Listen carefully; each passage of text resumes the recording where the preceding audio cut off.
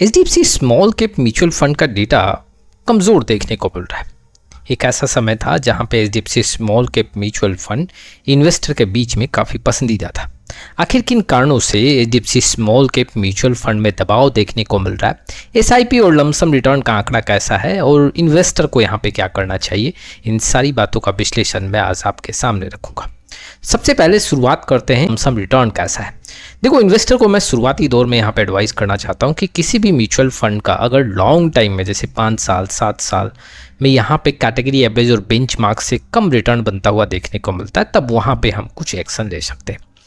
लेकिन HDFC small cap mutual fund का अगर मैं लमसम रिटर्न और एसआईपी रिटर्न देखूं तो वाकई में यहाँ पे अब कमजोर स्थिति देखने को मिल रहा है। सबसे पहले लमसम रिटर्न का आंकड़ा रखते हैं, लेकिन उसके पहले mutual fund related complete solution चाहिए तो आप हमारे साथ जुड़ सकते हैं। जी हाँ, डिस्क्रिप्शन बॉक्स में आए, डिटेल चेक करें और व्हाट्सअप नंबर के थ्रू हमारे साथ जुड़ सकते हैं। लमसम रिटर्न का आंकड़ा देखिए तो ठीक आपके सामने लमसम रिटर्न का आंकड़ा है। आप 1 मंथ, 3 मंथ और 6 मंथ का आंकड़ा देखोगे तो कैटेगरी एवरेज से काफ़ी कमज़ोर देखने को मिल रहा है। पिछले 3 मंथ में कई ऐसे स्मॉल कैप म्यूचुअल फंड हैं जो काफ़ी बेहतर रिटर्न दी है। इट मीन्स कि अगर आंकड़ों में आप देखोगे तो 18%, 20%, 22% तक का रिटर्न है पिछले 3 मंथ का आंकड़ा देखें तो। लेकिन यहाँ पे पिछले 3 मंथ में 5.78% का सिर्फ रिटर्न है। अगर मैं लमसम रिटर्न की बात करूँ तो 1 ईयर का देखूँ तो नेगेटिव रिटर्न है, जहाँ पे कैटेगरी एवरेज में 13 से 14% का रिटर्न दिख रहा है। 2 साल में यहाँ पे 1% कह सकते हैं और कैटेगरी एवरेज में 5 से 6% का रिटर्न है। 3 साल में 12 से 13%, कैटेगरी एवरेज में 17 से 18% का रिटर्न है। 4 साल में 18 से 19%, जबकि कैटेगरी एवरेज में 19 से 20% का रिटर्न देखने को मिल रहा है। 5 साल की बात करूँ तो यहाँ पिछड़ता हुआ नजर आ रहा है।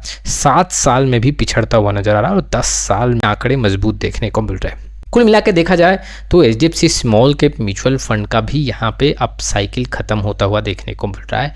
HDFC small cap mutual fund का आंकड़ा अब कमज़ोर यहाँ पे दिख रहा है। हालांकि देखो, इन्वेस्टर को मैं लास्ट में एडवाइस करूंगा कि आपको क्या एक्शन लेना चाहिए, लेकिन अभी जो लमसम का आंकड़ा है उसमें 5 साल 7 साल में परफॉर्मेंस के मामले में कमज़ोर देखने को मिल रहा है। देखो, इन्वेस्टर को मैं यहाँ पे एडवाइस करना चाहता हूँ कि देखो, टाइम टू टाइम आपको स्मॉल कैप म्यूचुअल फंड का रंग बदलता हुआ देखने को मिलेगा। कभी कोई स्मॉल कैप म्यूचुअल फंड बेहतर दिखेगा, कभी कोई स्मॉल कैप म्यूचुअल फंड बेहतर दिखेगा।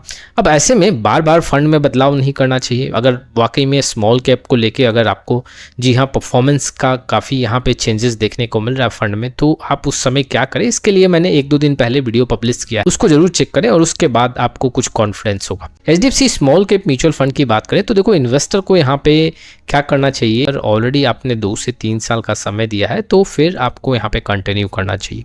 हाँ, अगर आपने 1 साल 1.5 साल का यहाँ पे समय दिया है और परफॉर्मेंस वाकई में 5 साल 7 साल में कमज़ोर दिख रहा है तो आपको यहाँ पे चेंजेस करना चाहिए।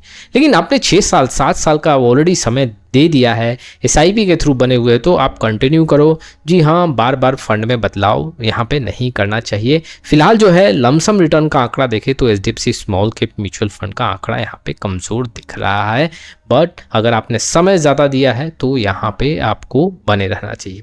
अब ऐसा क्या रीज़न है कि इस म्यूचुअल फंड में अब गिरावट, मतलब परफॉर्मेंस पुअर देखने को मिल रहा है?